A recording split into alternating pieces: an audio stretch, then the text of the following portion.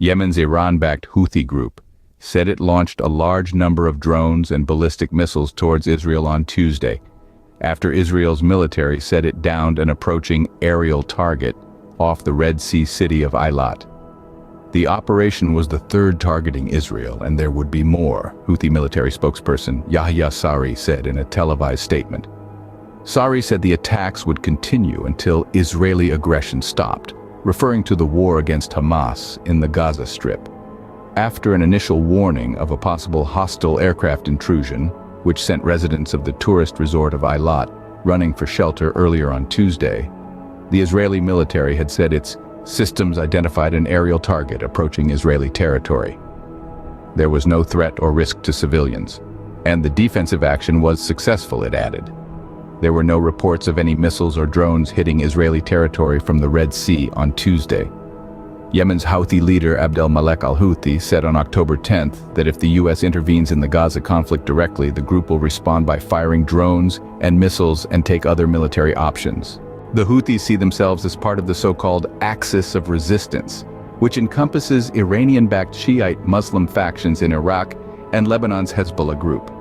The movement has battled a Saudi-led coalition since 2015 in a conflict that has killed hundreds of thousands of people.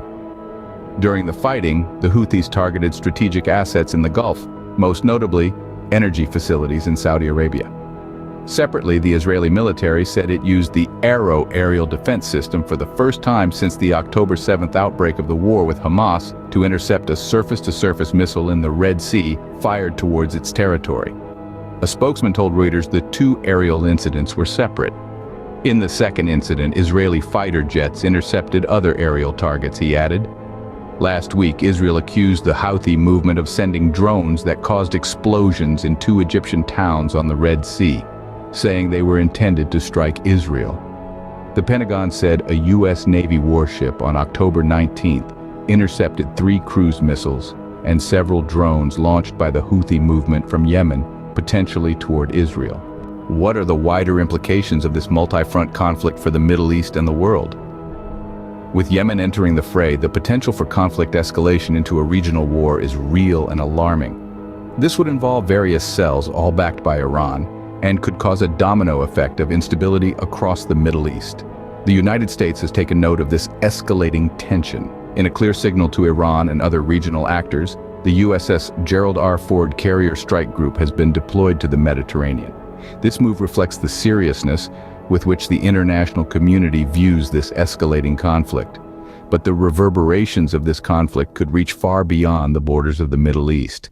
One major concern is the potential impact on global oil prices. The Middle East holds a significant portion of the world's oil reserves, and any disruption in this region can send shockwaves through global markets, leading to soaring oil prices and a broader economic fallout. As the situation continues to evolve, the world watches with bated breath. So where do we go from here? As we gaze into an uncertain future, the urgency for diplomatic intervention becomes more apparent. It's a pressing need, a clarion call for the peacemakers among nations. It's the time for international organizations and influential countries to step up, to mediate the crisis, to broker dialogue, and to stave off further escalation. The role of these entities isn't just about preventing more warfare. It's about addressing the dire human cost of the conflict. It's about the countless lives disrupted, the homes destroyed, and the hopes dashed. It's about the desperate need for humanitarian aid for affected populations, to provide relief, to offer a semblance of normalcy in a world turned upside down by strife.